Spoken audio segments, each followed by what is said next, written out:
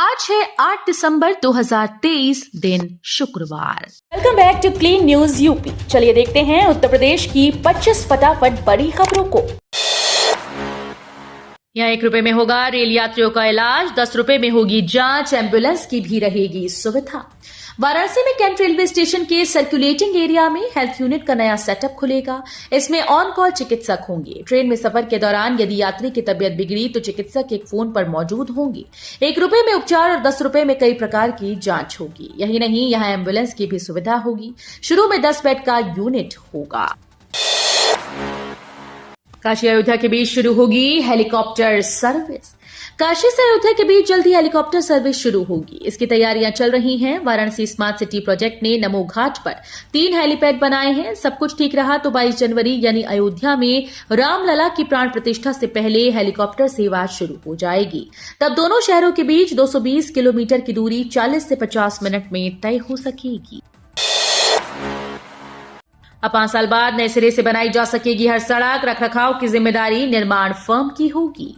उत्तर प्रदेश में अब सभी श्रेणियों की सड़कों का 5 साल बाद नवीनीकरण हो सकेगा। 5 साल की अवधि में सड़कों के रखरखाव की जिम्मेदारी भी निर्माण करने वाली फर्म की होगी। इसके लिए उसे सड़क की लागत का 2.5 से 25% तक अतिरिक्त भुगतान करना होगा। यूपी के लोगों के लिए खुशखबरी। 741 राजस्व गांव को मॉडल बनाने के लिए जारी हुए 46 करोड़। स्वच्छ भारत मिशन ग्रामीण फेज 2 के तहत गांव को साल 2025 तक मॉडल विलेज बनाने का लक्ष्य तय किया गया। इसके तहत ODF प्लस में चयनित राजस्व गांव को उदीयमान, उज्जवल और उत्कृष्ट श्रेणी में रखा जा रहा है। जिले के 940 ग्राम पंचायतों के 1809 राजस्व गांव चयनित हैं। उनमें अभी तक मात्र 76 गांव ही मॉडल बन सके हैं। नाथ कॉरिडोर की सड़कों को मिली मंजूरी। श्रद्धालुओं का आवागमन होगा आसान। बरेली के सातों नाथ मंदिरों तक श्रद्धालुओं के सुगम आवागमन के लिए नाथ कॉरिडोर परियोजना के तहत सड़कों का चौड़ीकरण और सुंदरीकरण होगा। प्रथम चरण में 15.64 किलोमीटर सड़कों के निर्माण के लिए मंजूरी मिली है। इस पर 43.09 करोड़ रुपए व्यय होंगे। बजट जारी होते ही काम शुरू होगा। गाजियाबाद साउथ स्टेशन बनने से लाइन पार के लोगों को मिलेगा फायदा। RRTS को जेवर एयरपोर्ट से जोड़ने की तैयारी। RRTS को जेवर एयरपोर्ट से जोड़ने के लिए तैयार हुई फिजिबिलिटी रिपोर्ट में जिले में गाजियाबाद साउथ स्टेशन को दिखाया गया है। इस स्टेशन का अभी जो रूट बताया जा रहा है उससे लाइन पार एरिया के लोगों को फायदा मिलेगा। हालांकि स्टेशन कहां बनेगा ये अभी तय नहीं है। अधिकारियों का कहना है कि जब प्रोजेक्ट की DPR तैयार की जाएगी तो स्टेशन के लोकेशन को फाइनल किया जाएगा। मैं शंकर भगवान का भक्त, मन बनाकर अखिलेश को श्राप दे दूं तो उन्हें पीलिया हो जाएगा। सपा प्रमुख पर राजभर का हमला। सुहेलदेव भारतीय समाज पार्टी के राष्ट्रीय अध्यक्ष ओम प्रकाश राजभर ने एक बार फिर से सपा प्रमुख पर जोरदार हमला बोला। उन्होंने कहा कि अगर अखिलेश को श्राप दे दूं तो उन्हें पीलिया हो जाएगा। राजभर गुरुवार को हरदोई जिले के महाराजा सलहिए सिंह अर्कवंशी स्मृति दिवस पर शहर के गांधी भवन में पार्टी के महासम्मेलन में बोल रहे थे। मिलिट्री नर्सिंग सर्विसेज के लिए 11 दिसंबर से करें आवेदन। नोटिफिकेशन जारी। नेशनल टेस्टिंग एजेंसी 11 दिसंबर 2023 से मिलिट्री नर्सिंग सर्विसेज के लिए रजिस्ट्रेशन प्रक्रिया शुरू करेगा। इच्छुक व योग्य अभ्यर्थी exams.nta.ac.in पर जाकर military nursing services short service commission के लिए आवेदन कर सकेगा। आवेदन की अंतिम तिथि 26 दिसंबर 2023 है। आवेदन में करेक्शन की विंडो 27 दिसंबर और 28 दिसंबर को खुली रहेगी। यूपी बोर्ड की 10वीं और 12वीं परीक्षा की डेट शीट जारी। यूपी बोर्ड डेट शीट 2024 जारी कर दी गई है। यूपी बोर्ड 10वीं और 12वीं की परीक्षा 22 फरवरी 2024 से शुरू होगी और 9 मार्च तक चलेगी। माध्यमिक शिक्षा परिषद उत्तर प्रदेश की ओर से जारी टाइम टेबल के मुताबिक परीक्षा 2 शिफ्टों में होगी। सुबह 8:30 से 11:45 बजे तक और दोपहर 2 से 5:15 बजे तक।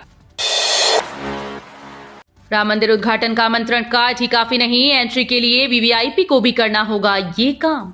अयोध्या में राम मंदिर के शुभारंभ समारोह और रामलला की प्राण प्रतिष्ठा समारोह के लिए तैयारियां तेज हैं। रामलला का प्राण प्रतिष्ठा समारोह 22 जनवरी को होने वाला है। इस समारोह के लिए देश के VVIP को न्योता गया है।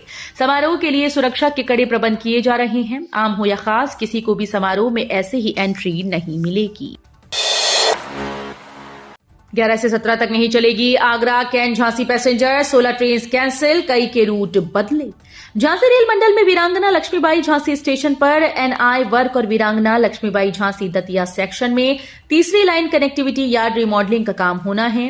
काम के चलते रेलवे ने कई ट्रेन को निरस्त और कई के मार्ग परिवर्तन की घोषणा की। आगरा रेल मंडल की पीआरओ प्रशस्ति श्रीवास्तव का कहना है कि वीरांगना लक्ष्मीबाई झांसी आगरा कैंट पैसेंजर 11 से 17 दिसंबर तक, आगरा कैंट वीरांगना लक्ष्मीबाई झांसी पैसेंजर 12 से 18 दिसंबर तक, वीरांगना लक्ष्मीबाई झांसी आगरा कैंट वीरांगना लक्ष्मीबाई झांसी पैसेंजर 17 दिसंबर को निरस्त रहेगी।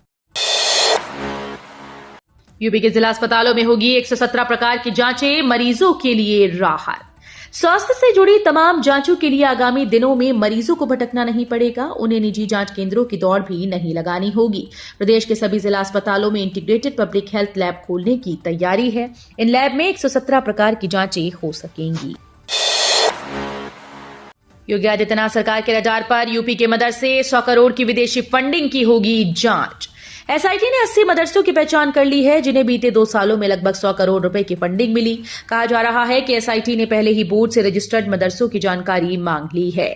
उत्तर प्रदेश में अब विदेशी फंडिंग हासिल करने वाले मदरसा सरकार की रडार पर आ गए। खबर है कि इनकी जांच के लिए मुख्यमंत्री योगी आदित्यनाथ की अगुवाई वाली सरकार ने जांच के आदेश भी दे दिए हैं। शीतलहर से बचाव को 505 जगहों पर जलेंगे अलाव, 28 स्थानों पर होंगे रैन बसेरा, बचेंगे 16,000 कंबल। शीतलहर से बचाव के लिए प्रशासन ने पुख्ता इंतजाम कर लिए हैं। अलीगढ़ में 505 जगहों पर अलाव जलेंगे, 28 स्थानों पर रैन बसेरा होंगे और 16,000 कंबल बांटे जाएंगे।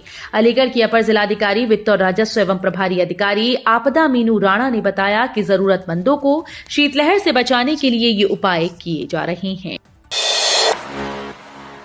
डीबीसी के प्रथम फेज की तैयारी। मुख्यमंत्री योगी आदित्यनाथ के दिशा निर्देश में प्रदेश सरकार ग्राउंड ब्रेकिंग सेरेमनी के प्रथम फेज की तैयारी में जुटी हुई है। फरवरी में हुए यूपी ग्लोबल इन्वेस्टर्स के बाद अब तक यूपी को 40 लाख करोड़ के निवेश प्रस्ताव प्राप्त हो चुके हैं। वहीं जीबीसी के पहले फेज में सरकार और उद्यमी 13 लाख करोड़ से अधिक के निवेश को धरातल पर उतारने के लिए तैयार है। गोरखपुर महोत्सव के लिए बॉलीवुड कलाकारों के नाम को लेकर किया मंथन, आ सकते हैं बड़े स्टार। गोरखपुर महोत्सव में आयोजित होने वाले मुख्य कार्यक्रम बॉलीवुड नाइट के लिए कलाकारों के नाम को लेकर मंथन चल रहा है। जिन नामों पर मंथन चल रहा है उनमें बी प्राक, श्रेया घोषाल और जुबीन नौटियाल प्रमुख हैं। सब कुछ ठीक रहा तो अगले सप्ताह तक इन कलाकारों में से किसी एक के नाम पर मुहर लग सकती है। दिल्ली हावड़ा और दिल्ली मुंबई रेलवे लाइन से जुड़ेगा नोएडा एयरपोर्ट। जेवर में बन रही देश के सबसे बड़े नोएडा इंटरनेशनल एयरपोर्ट को दिल्ली हावड़ा रेलवे लाइन और दिल्ली मुंबई रेलवे लाइन से कनेक्ट किया जाएगा। नोएडा इंटरनेशनल एयरपोर्ट पर एक बड़ा रेलवे जंक्शन बनाया जाएगा। इस काम के लिए उत्तर प्रदेश के चीफ सेक्रेटरी दुर्गा शंकर मिश्र की ओर से अनिल कुमार लाहौटी, अध्यक्ष भारत सरकार रेल मंत्रालय, रेलवे बोर्ड नई दिल्ली को पत्र भेजा था। आईआईटी कानपुर के सच में खुलासा, नारकोंडम द्वीप के पास मिले तेल और गैस के संकेत। अंडमान निकोबार से 139 किलोमीटर दूर स्थित नारकोंडम द्वीप के पास सेडिमेंट्री बेसिन में गैस और तेल होने के संकेत मिले हैं। बेसिन में 10 किलोमीटर लंबी तरल परत मिली जिससे गैस और तेल मिलने की संभावना बढ़ गई है। यह खुलासा आईआईटी कानपुर के पीएचडी छात्र हर्षद श्रीवास्तव की रिसर्च में हुआ। अखिलेश ओवैसी मामले में चली सुनवाई, अब न्यायालय ने रखी ये तारीख। ज्ञानवापी परिसर में मिले कथित शिवलिंग के वजू स्थल के पास गंदगी फैलाने और भड़काऊ बयानबाजी के मामले में सपा प्रमुख अखिलेश यादव और सांसद असदुद्दीन ओवैसी के खिलाफ मामला चल रहा है। इस मामले में न्यायालय ने गुरुवार को सुनवाई को टाल दिया। अब अगली सुनवाई 15 दिसंबर को होगी। ओवैसी की तरफ से कहा गया कि उनकी तरफ से हाईकोर्ट से अधिवक्ता आएंगे तब दलील रखेंगे। लखनऊ की सबसे बड़ी मल्टी लेवल पार्किंग का यहां होने जा रहा है निर्माण, तैयारी की जा रही है योजना। उत्तर प्रदेश के लखनऊ में सबसे बड़ी मल्टी लेवल पार्किंग की योजना तैयार की जा रही है। लखनऊ डेवलपमेंट अथॉरिटी की ओर से इस योजना पर कार्य किए जाने की तैयारी की गई। कानपुर रोड पर एक और मल्टी लेवल पार्किंग की योजना को अंतिम रूप दिया जा रहा है। ये शहर की सबसे बड़ी मल्टी लेवल पार्किंग होगी। प्राधिकरण उपाध्यक्ष डॉक्टर इंद्रमणि त्रिपाठी ने पार्किंग निर्माण के लिए स्थल निरीक्षण कर इसका प्रस्ताव तैयार करने का निर्देश दिया। बिजली चोरों पर बकाया 4,000 करोड़, दिए सिर्फ 154 करोड़, ओटीएस रास नहीं आया।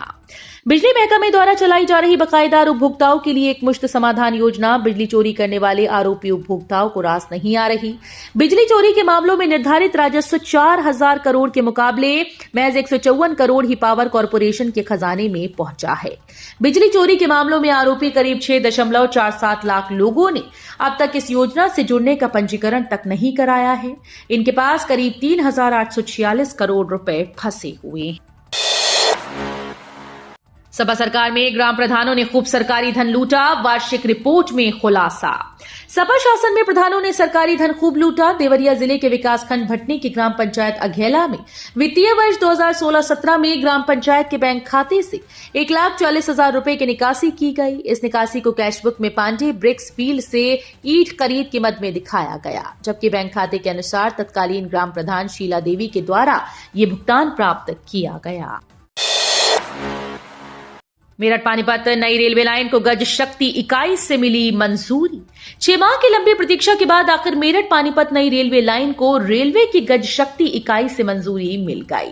मेरठ पानीपत नई रेल लाइन की फाइल केंद्रीय नीति आयोग को मंजूरी के लिए भेज दी गई। यहां से मंजूरी के बाद फाइल को कैबिनेट की बैठक में मंजूरी के लिए भेजा गया। वहां से मंजूरी के बाद मेरठ पानीपत नई रेलवे लाइन निर्माण का रास्ता साफ हो जाएगा। करना समेत अधिकारियों की पदोन्नति नीति में बड़े बदलाव। 2024 में 1 जनवरी से प्रभावी होंगे नियम। 1 जनवरी 2024 से नई नीति के लागू होने के बाद भारतीय सेना में मेजर जनरल रैंक के अधिकारियों को आगे और भी पदोन्नति के अवसर मिलेंगे। इस रैंक से ऊपर सेवा दे रहे अधिकारियों को भी नई पदोन्नति नीति का लाभ मिलेगा। सेना ने कहा कि नई नीति से वरिष्ठ नेतृत्व की आकांक्षाओं को भी पूरा करने में मदद मिलेगी। IIT BHU प्लेसमेंट में पहुंची नेशनविद नमो व प्रशांत किशोर की IPAC, दिए शानदार सैलरी पैकेज। IIT BHU के छात्र छात्राओं का दखल अब देश की राजनीतिक और चुनावी आंकड़ों के विश्लेषण में भी होगा। संस्थान के सालाना कैंपस प्लेसमेंट ड्राइव में दुनिया भर की सॉफ्टवेयर कंपनीज के साथ राजनीतिक विश्लेषण करने वाली कंपनीज भी टैलेंट की तलाश में पहुंची हैं। तो ये थी आज की 25 फटाफट बड़ी खबरें। अगर आपको न्यूज पसंद आई हो तो वीडियो को लाइक और शेयर जरूर करें। धन्यवाद।